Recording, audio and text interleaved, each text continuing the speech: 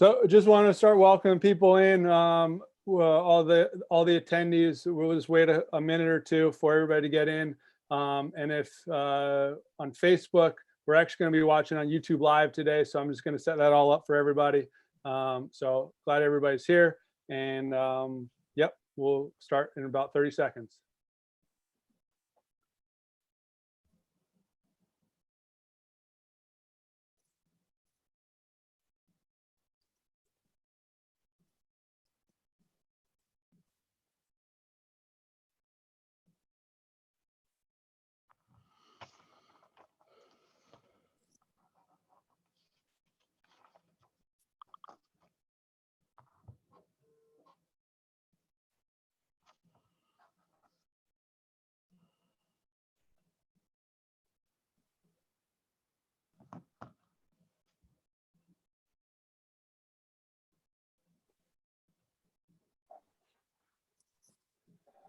Again, just want to welcome everybody. So we'll start probably here 20 seconds, but we'll just wait until it hits 3:30. And pretty excited for our guests today. So about 30 more seconds. Welcome everybody on YouTube Live. Remember, you can write in some questions. I'll be monitoring that. Okay, Bob, John, I'm going to start us, okay? Hey, everybody. I just want to welcome everybody back for USA Hockey webinar series presented by Pure Hockey for our Friday edition with a unbelievable two guests, John Hynes and Bob Mancini. Remember, if you have any questions on the Zoom, make sure you're putting it on the Q&A section, and I will make sure I pass it on to Bob. And if you're on YouTube watching, Facebook Live was having issues the last couple of days, so we're just going to do YouTube Live. I can monitor that and ask questions for Bob and Coach Hynes. So show's all yours. Thanks again. And I'm really excited for this one. Thanks, Dave. Welcome, everybody. And it's an exciting day for me to have John Hynes, who's a close friend of mine, on the webinar. And I know as we talk about this, there are a lot of things we want to talk about, but John, I'm sure is too humble to talk about some of the things. So I do want to introduce a little bit. John played Division I hockey at BU. The 4 years he was involved, made 4 appearances at the Final Four, the Frozen Four, winning a title in 1995. He's been an assistant at our national team development program, been assistant at NCAA Division I, head coach for our national team development program, assistant in the American League, a head coach in the American League, and of course now a head coach in the National Hockey League. And what's really amazing is just the amount of success. Won an assistant coach with Team USA at the World Junior Championships, won a gold, won 2 goals as the head coach of our under-18 team when he was at the NTDP. And then when he moves to pro hockey, he wins the Coach of the Year in the American League. And I want to frame this. Well, let me just say hi, John. Welcome. Thanks for coming on. Thanks, Bob. I appreciate it. It's great to be here. Great to be able to reconnect with you. And, obviously I think we're all kind of doing the same things. This is a great opportunity to connect with some hockey people and have a great discussion with you. So I appreciate you, USA Hockey, for putting these together. I think they're fantastic for coaches to be able to listen to. And I'm certainly have been tuning in and I'm going to tune in as we continue to move forward. So really looking forward to a great discussion with you today. Great. I'm going to start with the quote from David Poyle, who's the GM president of hockey ops for the Nashville Predators. And I really, knowing you for as long as we've known each other, I thought this really summed up, Hynesy, who you are. It says, John Hynes is a bright young coach and a great leader who has a track record of both effectively developing young players and successfully motivating veterans. We love his coaching resume and are confident that he learned from every stop during his career. He has the best skill set to get maximum potential out of his team. And I thought we'd start there, John. You've been to a lot of different places. Why don't you start with where you were when you got that first assistance job with the National Team Development Program, and what was that like, and how was that really first real stop on your coaching career? How did that, start you down this path? Yeah, it's good. It's a good point. Well, I was a I had just finished playing hockey at Boston University, and I knew a lead into that. When I went to BU, I knew I wanted to coach and teach. I just wasn't sure at what level. I was thinking high school level or prep school level when I was in school. I majored in education. And right after my senior year, there was a graduate assistant position that was open at Boston University. And it was Jack Parker and Mike Boyle. And Mike Boyle at the time was kind of the head supervisor of strength and conditioning at the National Development Team program. So what happened was they had an opportunity where they had graduate assistant coaches. So I was at BU for 1 year as a graduate assistant. And then Jeff Jackson and yourself, Bob Mancini, called Mike and asked if they had any young guys that were interested in coaching that would be able to work on the ice and off the ice with the team in basically a graduate assistant role. So I talked with Mike and Coach Parker, and they really recommended that it was a great opportunity. And the opportunity to go work with yourself and Jeff was really exciting to me as a young coach.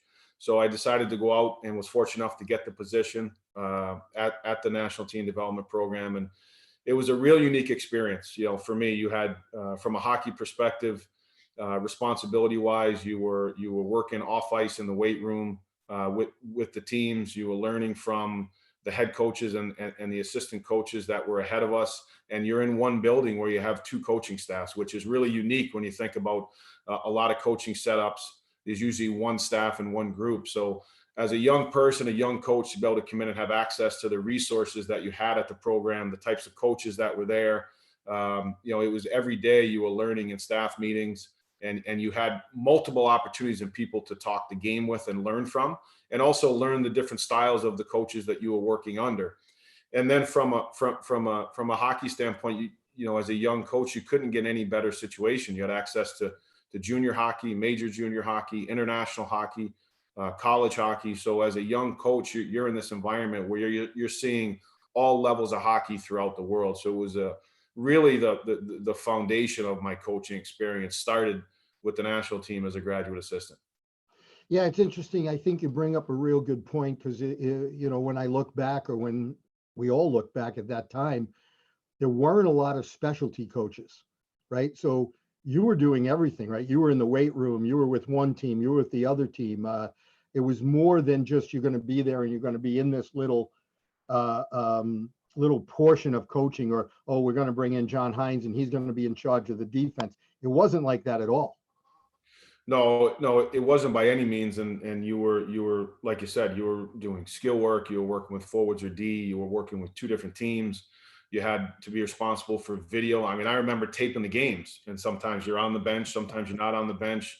The video coach or the video person that we paid to show up wasn't there. So the last man on the totem pole was the guy that had to go up in the stands and actually fill the game for video review, which I, had the opportunity to do multiple times. And as you said, it was the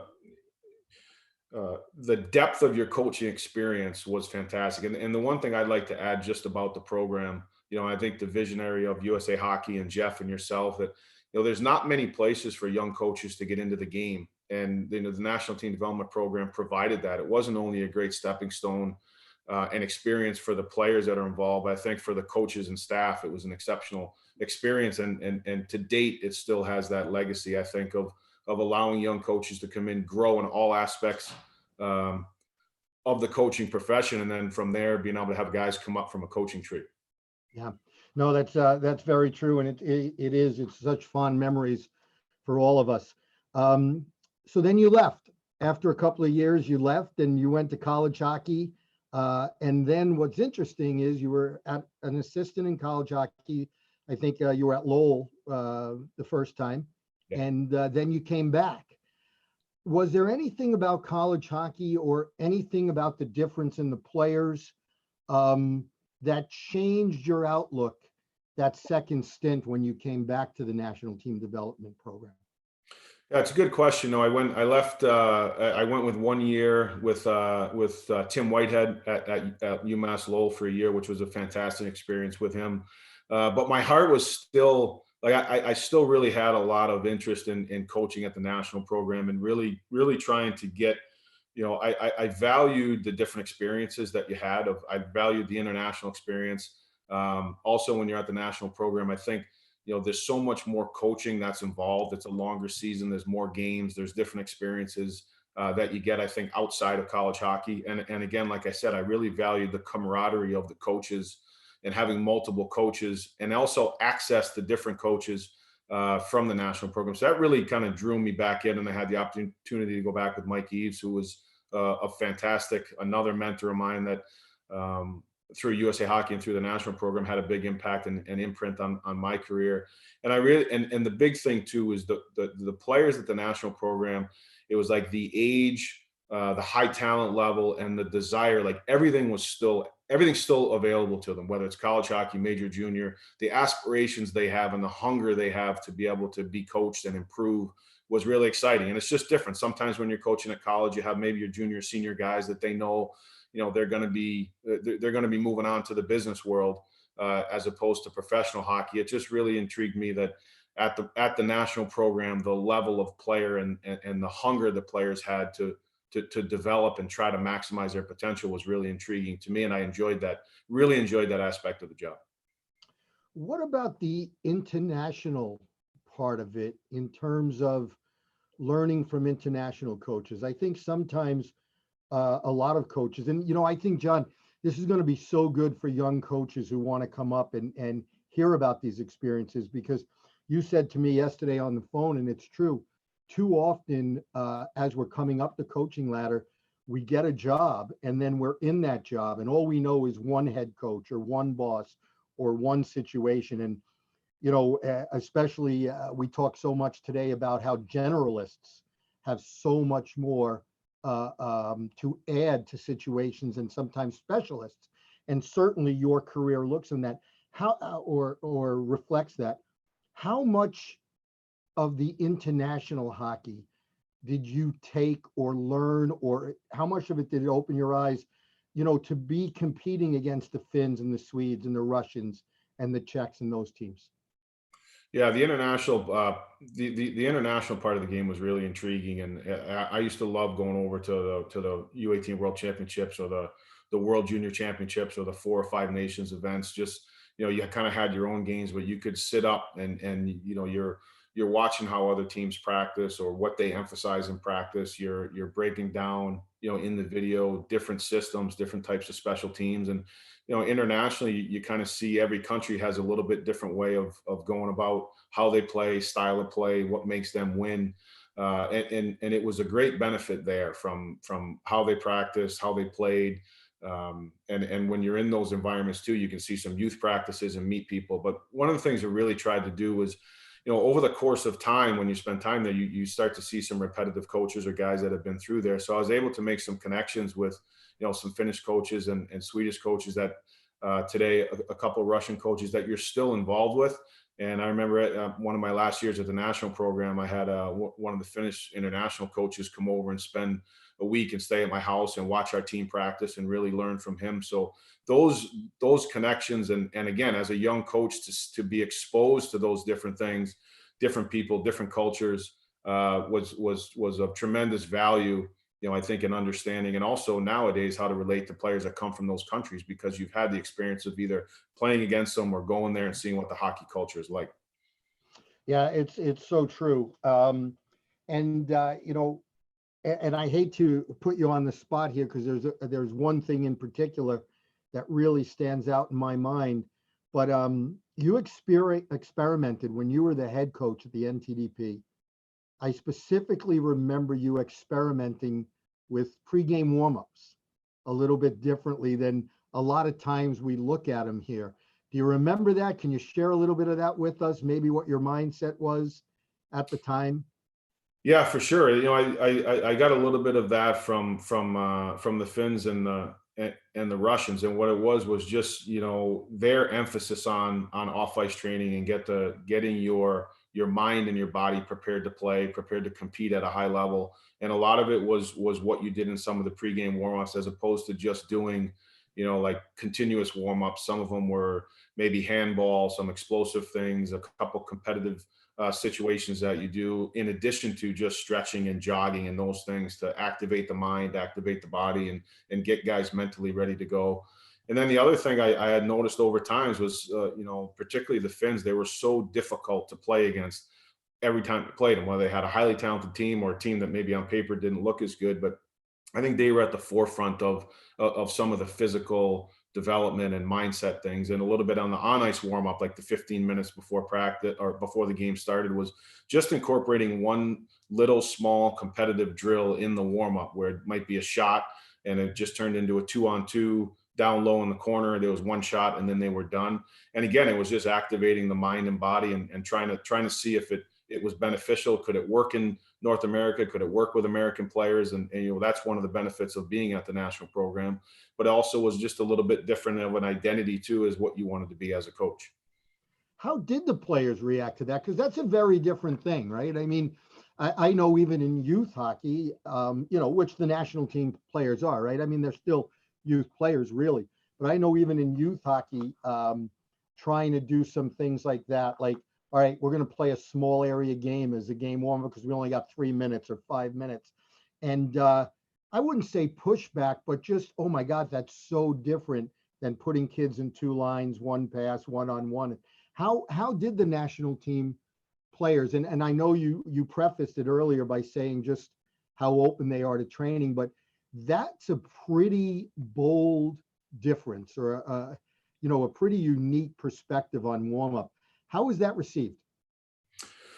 Well, I think like everything that you do in coaching, if you're going to have new ideas or no matter what you do, our job as coaches too, is there's got to be a why to it. There's got to be a good explanation. And I think you have to have your facts in order of why you want to do it. So, like anything, it probably wasn't as popular with every single player, but it was something that I think, some of the better players were good. And then you did it. And, it wasn't a situation where I think when you first do it, they're almost like, well, what, we're going to do a 2-on-2 battle in the warm up. But it was more of just, no, it's just a quick hit.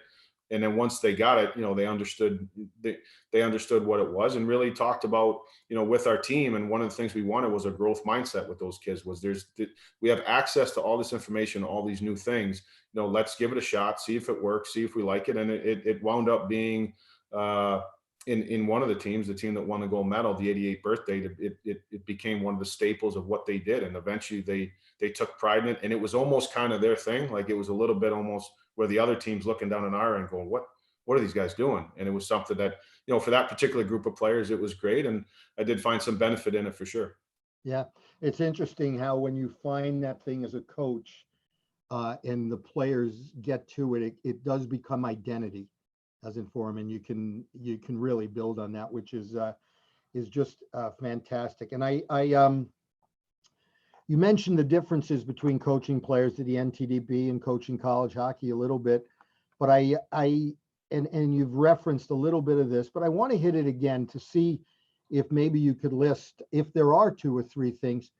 How do you think coaching at the national team development program either changed you as a coach, or let's start there. Let's start with, was there anything when you went into that program that you thought, okay, this is who I am, this is what I'm going to deliver, this is what I'm going to do? And then can you point to some specific ways, perhaps having this open mind that you have and these connections that you cultivated really changed who you were beginning to become as a hockey coach?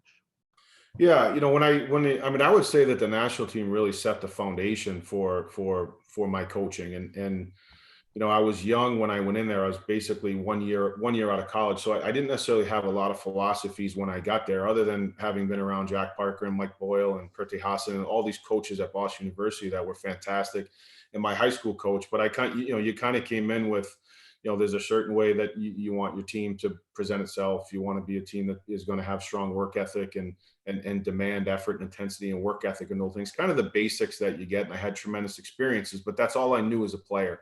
I think what the national team development program really did was molded myself into, I think, a holistic coach that you understand the benefit of off-ice training and nutrition. You understand there's a benefit and a part of video coaching. There's also the other part of your game tactics are important. Trying to have a balance between skill development and systems and tactics, and not coming in as as a coach that just plays one way or does things one way or is strong in one part. He's a great video coach and tactician, but there's not a lot of development or communication. And that was really, I think that set the table for me as a coach, is the tremendous access I had to multiple coaches and coaching styles, working with players, and also being in an environment that I was given the opportunity to try things and do different things. But I'd say the biggest component was really being a holistic coach and trying to make sure that you understand the whole component of coaching, and that it's not just things that either you just really like. To be a coach, it has to be all those components: training, nutrition, leadership, be able to communicate and run efficient meetings, the importance of tactics and skill, all those components you have to have. I think as a coach to continue to grow, those are all important things of developing your team and also developing your players. So you're at the NTDP. You've won at least one gold by now, and on your way to a second, or maybe have won two. And things start happening in terms of, should you go back to college hockey? I know you had at least one opportunity to be an assistant in college hockey. Is that where you wanted to go? Maybe it wasn't. Do you stay at the national team program? Do you start looking at maybe other opportunities? How did that, what was going through your mind there as you weighed, the obvious importance of having these different experiences, or having the international hockey world almost at your feet here with the national team program, and now you had to start wondering, okay, what's next, right? Or is, what's the path? How did that all start playing out in your mind as a young coach in terms of where you saw yourself going? Did you know where you wanted to go? Yeah, it's a great question, and I didn't know where I wanted to go. One of the things I really tried to do and have the mindset was I really enjoyed the national team development experience, and I had a dip in college hockey with Tim Whitehead, which was an excellent experience. But I didn't love the experience as much as I liked working at the U.S. program. And then I had an opportunity to go to Wisconsin with Mike Eves, who was, as I said before, a tremendous mentor. I learned a ton from him, gave me a tremendous opportunity to go to Wisconsin with him. And I was there for basically a year and a half. And then I went back to the national program. And at that point in time, when I came back to the national program as a head coach, I loved the job, and I was just trying to do the best job that I could do in the job that I was in. And I wasn't sure whether it was going to be college or pro or what have you. I really tried to focus and develop as a coach. I had been there now 5 years. I had just had now 2 young daughters. I was married. So now I was getting a little bit more mature, and now I was starting to think, okay, do I want to, is it going to be a national program for a long time? Have I kind of experienced as much as I can, at this point, and what direction is it going to go, college or pro? And at that time, I just felt like I would either like to stay as a head coach at the national program, and if I was going to leave, I was looking to either try to go to the American League as the head coach, and it wound up being that a great opportunity came up that I went to Wilkes-Barre Scranton with the Pittsburgh organization, and decided at that point, after 6 years as a head coach, and I believe 8 or 9 total at the U.S. program, it was an opportunity that just felt right to be able to experience something new and try something new. So you go to Wilkes-Barre Scranton. You leave national team development program. You're no longer with amateurs. Now you're dealing with pros and aspiring pros. And I want to frame a little bit about this part of the conversation about that, because I think we're going to get into pro hockey and talk about those differences there. I already got a couple of questions from people who are listening in, but you were an assistant in the American League first, just for 1 year, I think. Is that right? Correct. Yeah. 1 year. Yeah. 1 year. And then a head coach. So let's talk a little bit about the players. How different were the players now that you were dealing with? Were they different? Yeah, it was a different experience. And then one thing before I get into players, I just think it is something I think in coaching careers. I think one of the defining moments of having the opportunity to be able to coach in the NHL was when I was at the U.S. program. I had a 3-year contract. Family was great. I absolutely loved the people that we worked with. Jimmy Johansson, Scott Monahan were running the program, and Ronnie Ralston was there as another coach. It was fantastic. And when I went to take the job in Wilkes-Barre, it was a 1-year deal. So I had a 3-year deal with the U.S. program, and it was a 1-year contract and a $55,000 pay cut to go be an assistant coach in the American Hockey League. And it was one of the things where, I had so many people telling me that you got a young family and it's probably not the right move, and stay where you should stay, be more stable. And for myself and my wife, it was like, what, our kids are young. Sometimes you got to bet on yourself. And I remember I kind of just sat down with my wife and said, hey, here's the opportunity, what you can do. And she said, hey, the kids are young, we can do it. It's not about the money. I didn't do this for money. So let's be all in, let's bet on ourselves. And I also, on top of that, really felt comfortable with the people, with Ray Shero being the GM of Pittsburgh and Jason Botterill and Tom Fitzgerald, that, you're going to take a little bit of a risk, but you're going to take a little bit of a risk with some really good people. And that's how I got to the American League. But I think that was a defining moment. I think if I didn't do that, maybe there's my coaching path goes down a different direction. As far as, go ahead. Well, and a shout out to you. I'm sorry. Go ahead. Go ahead. I'm sorry. I was just gonna say, and a shout out to your wife, right? Because there's all kinds of jokes about hockey lives and wives and having a good dog. What is it? A good dog, a loyal wife, and a hot goalie is what we all really need, right? When we coach, and I think that part of it is so important, right? Because it's not a stable profession, and the fact as a young coach, a young family, a young marriage, that you're able to do that. I think that's so important. I'm so glad that you mentioned it. So yeah, a little trying time. But now you still have a job to do, right? You have a job to do, and it's a new job. I mean, and I know you're a confident person and obviously a really, really smart, intelligent hockey guy, but what was different? What shocked you? What were you surprised about? What did you have to change when you went there? Well, one of the things was I didn't have any experience in pro hockey. I didn't play pro hockey. I hadn't coached at that point. And Todd Reardon was the head coach, and it was really a great fit because Todd had a ton of playing experience, but didn't have a ton of head coaching experience. And I brought a lot of the head coaching experience. And so it was a really good mix because I think I could help him with some things, adjusting as a coach, and he could really help me as far as player relationships. I think one of the big differences when you get in pro hockey, the players are certainly motivated. They're more motivated. I wouldn't say they're motivated differently than sometimes at the national program. You have experienced veteran players who they know the game, they analyze everything that you say. You need to make sure that what you're saying and what you're doing is really well thought out. It's not on a whim. It's presented the right way.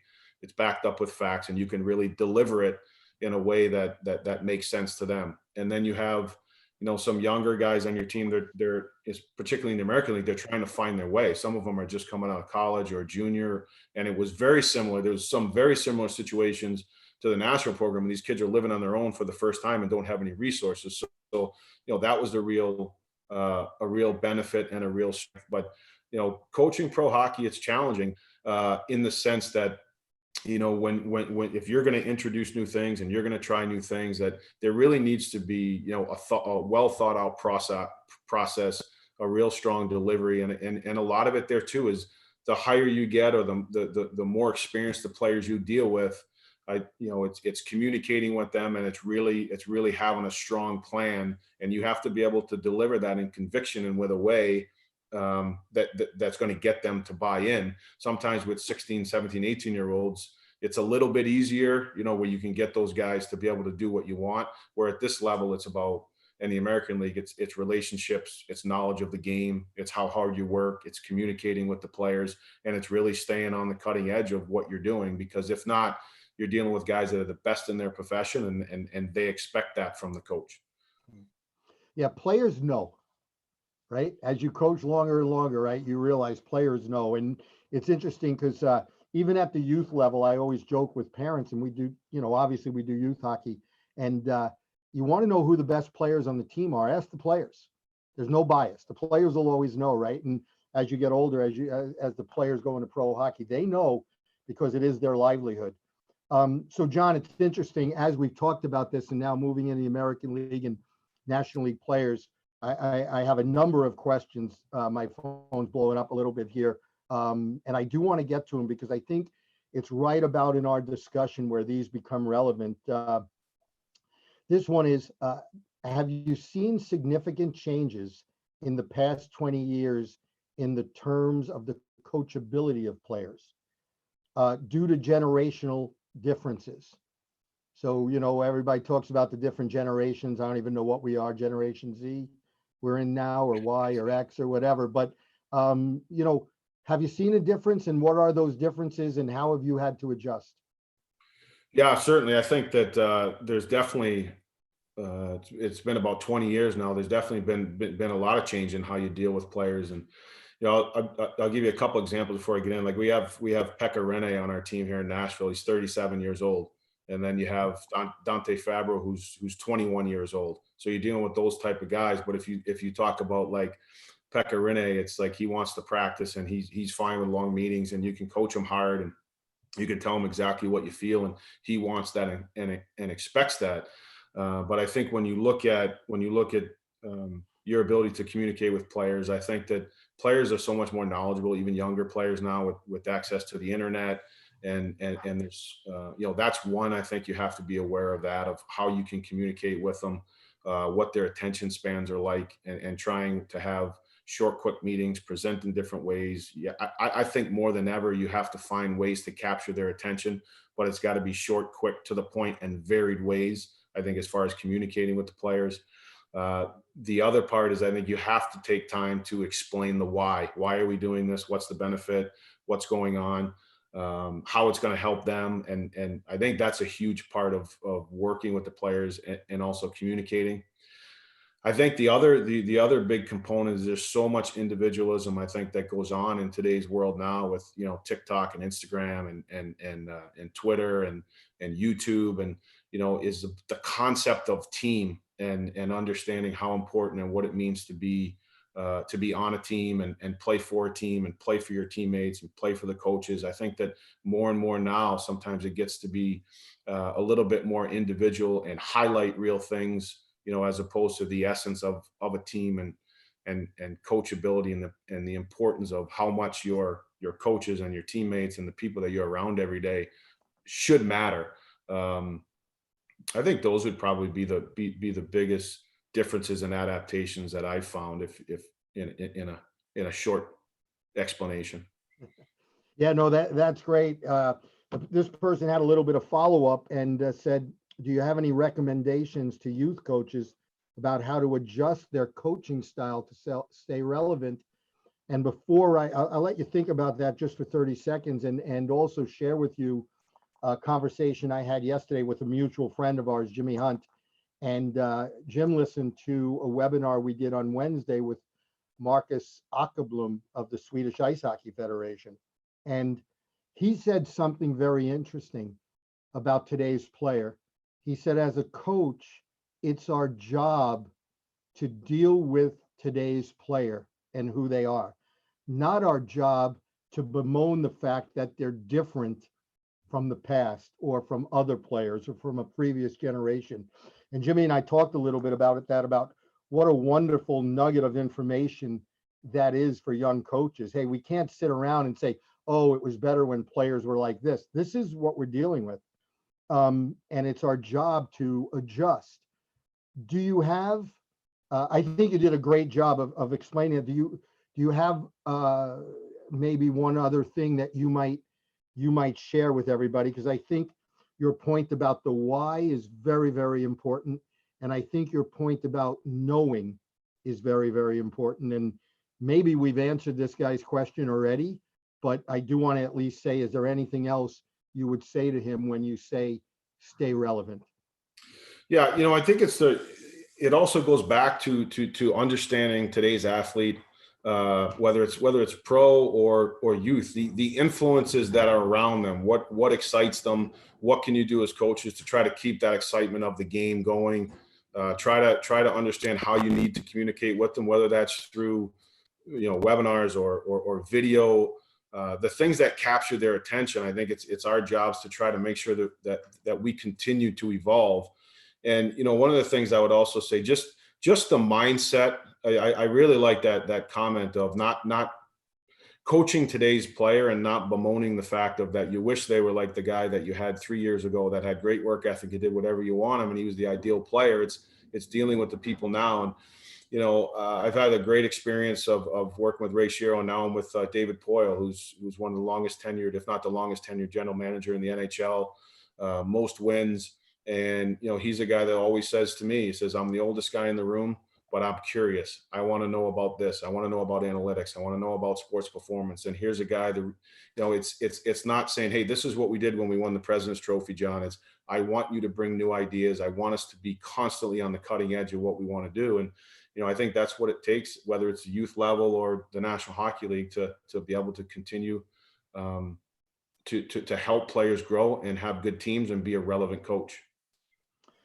Roger Grillo texted me because he met with you a couple of years ago, and you made a comment to him that you said, you were at the Devils at the time, and you said, if we are going to practice, then we are going to practice. You remember making that? And he said he wants you to explain, what does that mean to you? What did it mean at the time? And how does it apply to youth hockey? Well, I think it's when you're going to practice, I think it's really trying to, as a coach, I've done it everywhere I've been, even in the National Hockey League, that practice is important, and not just coming out. Like, it's your job as a coach to really put thought into how can you make the individual players better, or what does your team need?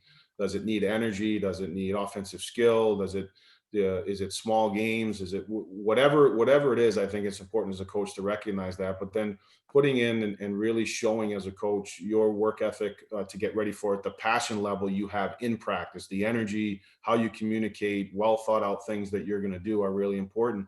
And then I think it's also important of holding the players accountable, that just because you get on the ice and practice doesn't mean that you're going to get better.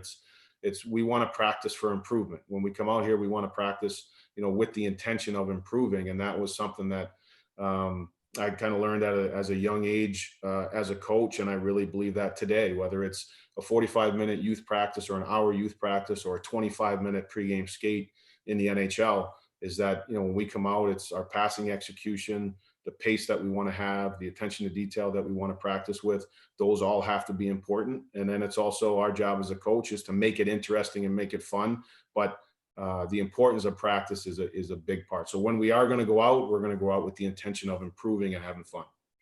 And it could be as simple, hey, John, it can be as simple as you and the coach is saying, these are the 3 things we have to have every practice, right? You talked about attention to detail, making sure you're right? I mean, it doesn't have to be hugely complex at the youth level. No, it doesn't have to be hugely complex at all. It could be just,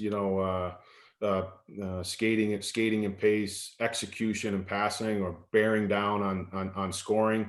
That's another one. You see a lot of times kids can go through a game or go through certain situations or drills in practice, and by the time they get to the area that's the most fun to score, it's kind of like the shot is an afterthought. And I think that's, just little examples like that. They don't have to be earth-shattering situations, but little things that you see need to be better or will help the players develop. So this is great. So now it's really getting interesting because everybody wants to jump on these, and I love it. Please keep the questions coming in. So, you talked about those things in practice, and I mentioned them, right? Keeping attention to detail. And those are skills, right? You talked about shooting, making the shots, kind of things like that. So there's definitely a connection between skill development and systems, or skill development and tactics. And you've coached at so many different levels. What is that connection to you? How do you see that connection? And would you explain it a little differently for coaches that are coaching youth players as compared to coaches who want to aspire to coach players that are a little older? Yeah, certainly. There's something that we've done. It's called like a big belief is identity before system. That we want to have an identity in how we want to play. And your systems and tactics change all the time. You can change defensive zone coverage, power play setup, forecheck. Those things are always tweaked every year. But I think it's important that you have an identity of how your team wants to play. And if it's one where you want to have, a high execution rate, I think the way that you pass the puck, the situations you put players in practice, whether it's just passing drills or pressure situations, if that's a component of your team and the identity that you want to have your team with is, let's say we want to be great puck moving, play with speed, and be an attacking team. So to me, I think then the focus comes into how are you gonna get those things into your practice and into your players. And some of that would be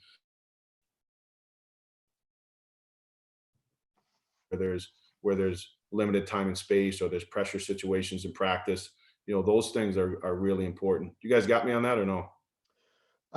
You cut out a little bit on my video. You saw that too. Do you want to maybe repeat that, John, if you don't mind? Yeah. Okay. So a lot of things is when you identify what the identity of your team wants to be, then you want to be able to put those things into practice or game situations where your team goes. And I think it's important that, when you have skill, like for me, it's goal scoring in practice is something that's always been a huge emphasis of intensity level at the net, in shooting, staying around the net, where you're trying to put players in situations where they're scoring, they have good scoring habits. They understand how important it is to emphasize and shoot well, but also get to the net and be at the net. The other big one is I just think execution in the game as you're passing and receiving and finding different ways, whether it's long passes. Sometimes there's times in the game where you do have time and space and your execution has to be good. There's other times you're going to be under pressure and there's not a lot of time and space. Your ability to execute under pressure in those situations. All those little components, that identity you have is going to drive whatever tactics or systems you want. But even to this day and age, we have it on our wall in Nashville, and I had it in New Jersey, was it's identity before system, how we want to play. When you see our team play, it could be a certain forecheck. That may change year to year, but when you see the team play, you want to see a certain identity that it comes regardless of the tactics. Yeah, it's a great answer, and I think it's a great piece of advice for our youth coaches who are listening, which kind of brings us to a phrase that I know you have used, and we talk about. And when you're at the pro level, you certainly do have to do this, but it's practice for maintenance as compared to practice for development. And, we often see, or maybe even too often, we see coaches practice for maintenance at a young level where we, as skilled people, as USA Hockey, right, we talk a lot about that practice for development. What is practice for maintenance? Why is it important where you're at? And maybe you can talk a little bit about the difference between practice for maintenance and practice for development. And I suppose that very much would relate to where you are now compared to where you were when you were with the national team. Yeah, certainly. Practice for maintenance at our level, like a maintenance practice would be one where you're trying to conserve energy and you're trying to give your players energy to be able to play in the game. And when you have an 82 game schedule and you have travel and you have guys that, have played for years and years and years, those guys are, they need that. Those are your 5-on-0 drills. Those are flow drills. Those are maybe drills where you get, you start practicing, you're getting the goalies a couple shots where there's a couple passes. They're drills that basically get the blood flowing. The players feel the puck and they're not too hard, but they're doing nothing for the players' development. It's just getting them ready for the next game energy wise. And I think practicing for development is where you're putting a heavy emphasis on the pace in which you practice. You're putting them in situations where they have to think the game. There's multiple pucks in certain drills. They're game-like situations. Those are areas where when you're practicing with your players, you're improving. For example, if we have one at the NHL level and it's the day before a game and we've already practiced or we have energy, I might have 25 minutes. But if it's what we would call a work day at this level, we may have a shooting drill, but the player that shoots the puck, he stops at the net, he goes to the corner, he gets a second puck, he has a net attack. So it's not like I come in line, I shoot and I go here. That you constantly have to engage them mentally and then put them in situations where they have to think They have to compete, and you're putting them in game situations. That's a practice for development. And I love practices for development. I can't stand maintenance practices. That's great. I'm so glad you say that. That's especially for what we do, and that's really interesting. So let's go a little bit deeper this question and take you back to your time with the national team. So if we were to look over a season-long worth of practice with the national team development program, knowing you had a schedule of games and you had the world championship at the end, what percentage of your practices when you were with the national team were about development, and what percentage of the practices were about maintenance? I would say 95% of the practices. The only time when I was at the national program that we didn't practice for development was when we went to the World Championships. That was it. It was day before game, regular practice day. It was always about developing the players, and I think that allows you to, when you have young players or you're in a development situation, is, are your players better in February than they were in September? And are they better in April than they were in February? And is your team, and are you developing your players the right way? And I think it's important that, for me, when we were there, the only time we had maintenance practices was probably at the end of the season when that group was going over to compete for a world championship. Other than that, we practiced the day before a game. It might have been shorter. We might have practiced on Tuesday for an hour and 20 minutes. And we might have practiced on Thursday for a Friday game for 40 minutes, but that 40 minutes was a developmental practice that was intense. With incredible attention to detail. Yes. Yep. Everything. Yeah. Everything. Offside, staying onside, puck execution. I just believe that gives you more, that it makes you more ready to play. I think that even when you're developing practices, I just think if you had a younger level, like if I ever get back to a situation like that, or a college situation, or, if you're not really in the NHL, I think even the American Hockey League, we practice the same way. The American Hockey League, it might be the day before the game a little less because of the amount of travel and games that you have. But I think if you're in a developmental situation, even if it's the day before a game, you can shorten the time of the practice, but don't shorten the intensity. Don't lower the intensity level.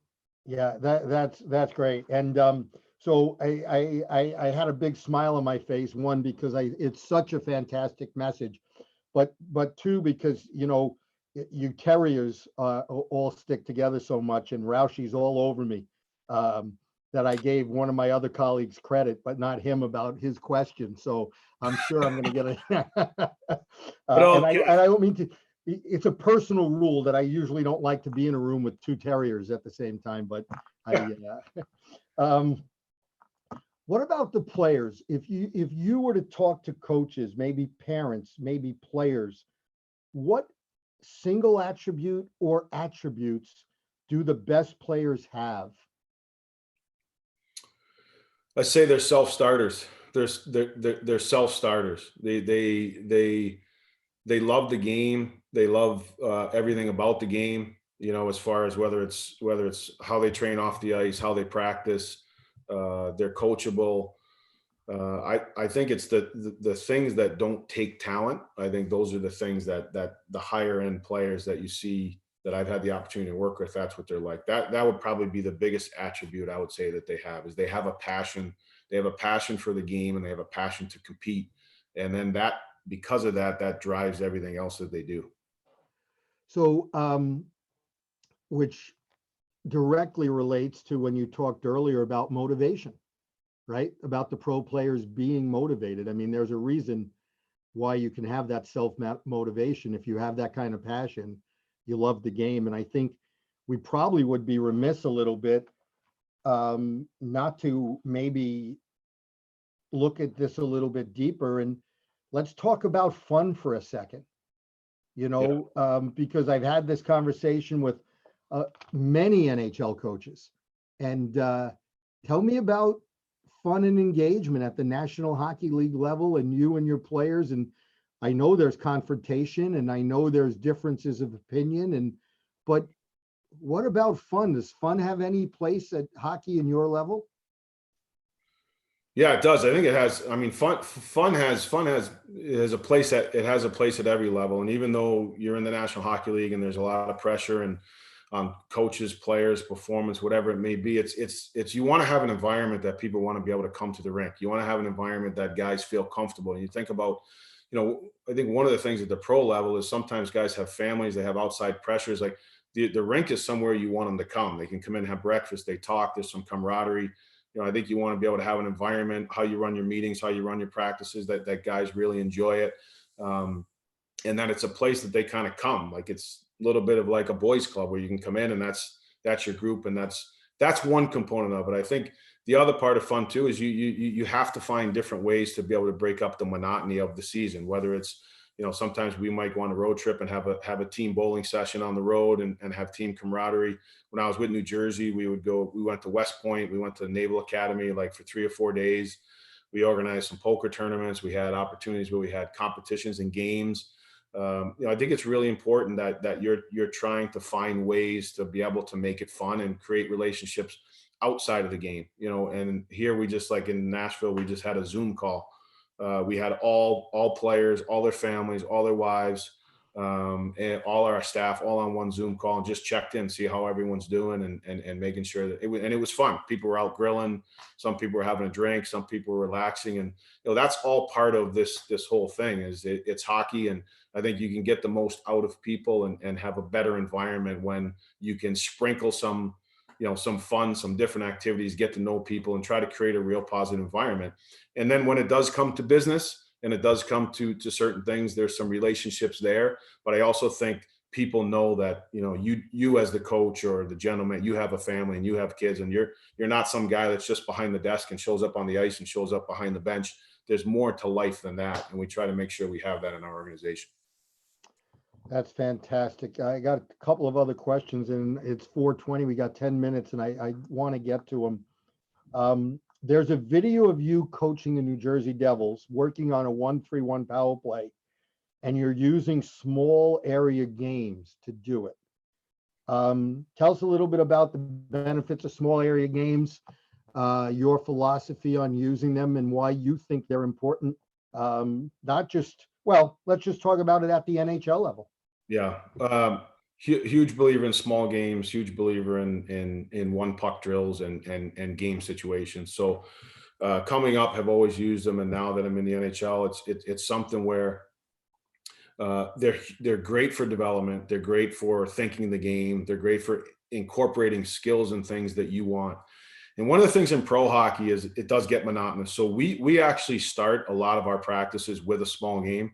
I'll a lot of times have the goalies go out early so they're ready and they're warmed up. Both goalie coaches I worked with in Nashville and New Jersey usually get aggravated with me at times because they got all these pre-practice assignments to get the ice ready. But I find it's one where it really engages the players. Guys like it, guys exciting. It brings energy and life to your practice. And then and the other thing in pro hockey is you get so many times it's the game. We play the game and then you don't get as many puck touches. Or for example, one of the best ways to score goals is to be able to one-time the puck. But how many drills can you really one-time the puck in a game situation? So for us, we'll put our guys in a power play situation, a 2-on-2 +1, and we'll have a rule in a competition where, if you score a regular goal, it's 1 point. If you score a one-timer goal, meaning a one-time shot, a tip, a rebound, anything like that, is worth 2 points. So what you try to do is incorporate some of the skills that you want in your team in these game situations without having to do drills. It's more engaging. It's better paced. There's competition and guys like it and they can think the game. And it's the same thing on the power play. Sometimes you can practice your power play. It's 5-on-4 or 5-on-0. But if you put them in a small area, a condensed environment where they have to make quick decisions, quick puck movement, and maybe instill some rules. You can only score in a one-timer. It's got to go through the bumper, or we got to see one goal line play before you can score. Now you're engaging the mind and the skill at the same time in a tight area situation. And sometimes that just gives your players better feel, quicker decisions, and more touches, and switches things up for them. So I'm going to make these maybe a little shorter because we're running out of time. Here's one. I asked you percentage of practices at the development level, maintenance versus development. How has that changed? What is the percentage of development versus maintenance practice at the National Hockey League level? Well, it's tough to put a percentage on it in this sense, is because of the game schedule. I would say in training camp, our training camp practices are basically 95-5 development. We'll do high intensity drills, not a ton of systems early in training camp. We'll get the players thinking, playing, skating, playing to the identity we want to play with. And then later in training camp, closer to the season, we'll get our systems a little bit more in place. I'd say at the NHL level, if you're playing 13 or 14 games a month, you probably have 2 to 3 development practices. You probably have 2 to 3 days that whole month that you can really practice. And then other than that, there's a lot of maintenance things or maintenance days. And sometimes you're playing every other day. Sometimes you play 15 to 16 games in a month, and you just don't have the opportunity to be able to be able to have strong practices. But I would probably say two to 3 a month. Okay, so yeah, probably not fair to say it flip-flops completely just because it's a whole different environment, but certainly it changes in a big way. A couple of others. 2 most important qualities you value in a player, you yourself. I like guys that are self-starters. That meaning guys like they're coachable, they're hungry, they enjoy the game, they're passionate. That you don't have to rev these players up all the time, like they're hockey players. And I'd say the other one is smart hockey IQ players. What do you think holds players back from going from the American League to the National Hockey League? That's a good question. I think that there's probably 2 situations. Not every player is talented enough to play in the NHL, so that could be one there. I think what I found is the thing that holds them back is really dedication. There's a lot of players in the American Hockey League that have the talent to play in the NHL, but there could be some part of their game that isn't at the NHL level. It could be competitiveness, it could be hockey sense, it could be skating, it could be their size and strength. And it's a lot of times it's areas that are controllable, but there's just maybe sometimes not enough dedication or effort or intensity level to improve that, to be able to get them to be an everyday consistent NHL player. And players do run out of time. It's a young league now, right? It's a young man's game.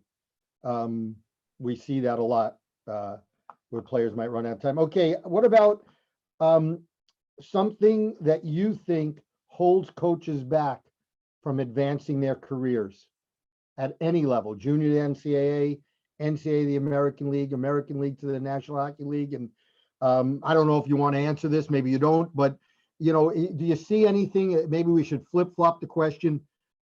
Is there a piece of advice you would give coaches instead of something that's holding them back?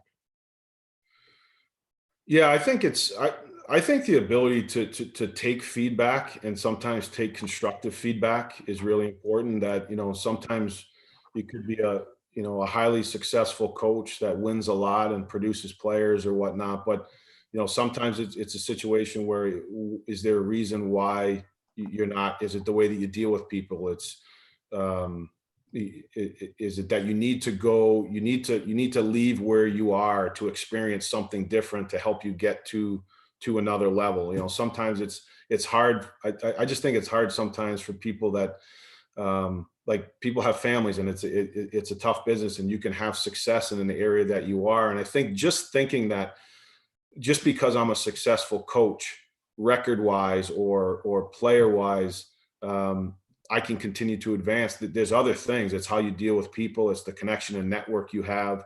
It's the different experiences at different levels or different teams that you have. Those are all big components of I think moving on and advancing and having a strong network, but also having, I think, the opportunity to understand for you, at the end of every season, or maybe you had a few interviews and you say, well, I think it's always important to get the feedback. Why did I not? What could I have done better? And I think if you can work on those areas, you can improve. Sometimes something may not come to us and we just move on from that experience because it's a negative one. And maybe that holds us back from growing in the areas that we actually maybe need to grow in. One more, I think we have time for one more. Do you set up short-term goals or segments at the level you're at? And do you like that? Is that a positive aspect of coaching where you're at the National Hockey League, or in your past stops at your past? Yeah. Yeah, we do. We do segments, basically 5-game segments here over the course of 82 games, and I think I did it in the American Hockey League, and also did it at the national program. I just think when you look at the overall season, it's too long. We always have segment goals that are always based on being process driven. So we will have in the U.S. program is always about the process. Now that you're in pro hockey, winning does matter. You're judged, and your job is on winning. So we do have like a points percentage we want to get in this 5-game segment to make sure that we're going to be qualified for the playoffs. And I think it allows the players to be able to have short chunks of time, a heavy emphasis on certain things that are going on in your game, but also have a bigger picture of saying that it's really important that we hit these segments, and that down the road, when we're going to need it later in the year, those are going to be very beneficial. And one of the things when we came to Nashville, we were out of the playoffs and we were going through it, and we had these 5-game segments, and we won a couple of the segments. But sometimes when we won the first 2 and then we lost 1, it wasn't like we were on this emotional roller coaster. It was like, okay, this is only game 3 of the 5-game segment. So we got 2 to rebound. Let's move past. And I just found it a pretty good way to keep their attention, keep them on board, and keep the team focused on the present. Hynesy, this has been fantastic. I feel like I need to apologize. My head keeps going from the screen to the phone. But you have a really obviously inspired so many people who watch this with the number of questions that we got, and I was able to ask you. I know it's 4:30 now Eastern. My colleagues would make fun of me if I went over, because it's not like me to talk too much. I got time if you want to. Well, Dave, I don't know, how much longer can we go, Dave? I think we want to maybe 1 or 2 more questions if you want, because this is it's up to you, Coach Hynes. There's a couple pretty good ones that are kind of just sitting here. Maybe we can do one more.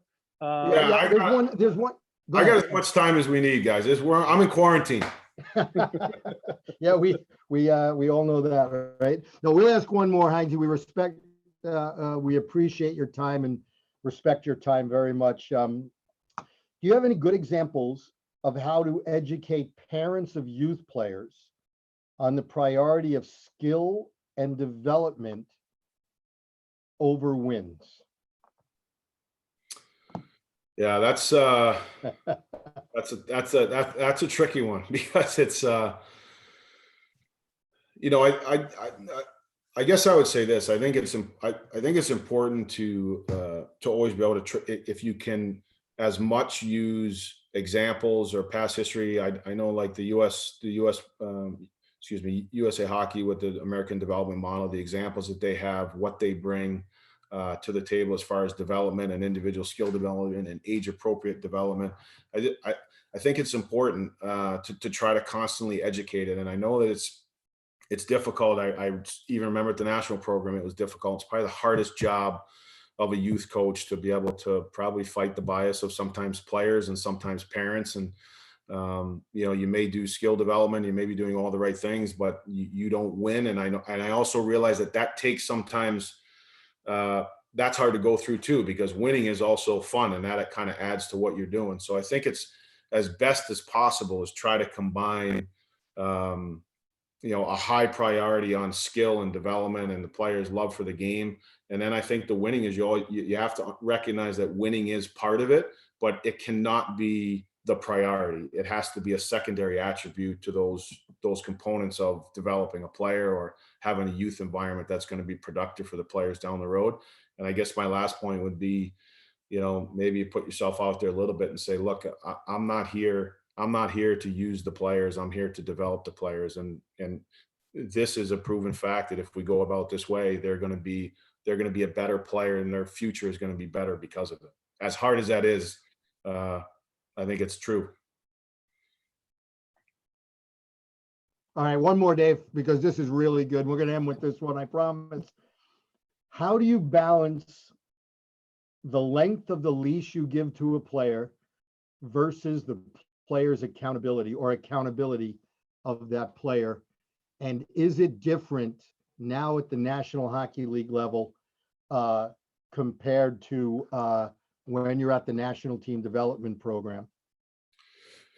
Yeah, I think I've also grown as a coach from when I was at the national program. I think your experience and maturity is always important. I think, what I found and have developed is that, I think that all the players have to be treated fairly, but sometimes they're not equally, as far as like at our level, it could be ice time or the ability to make decisions with the puck or certain things. But I think it's important that every player knows what their strengths are. Every player should know what you expect of them.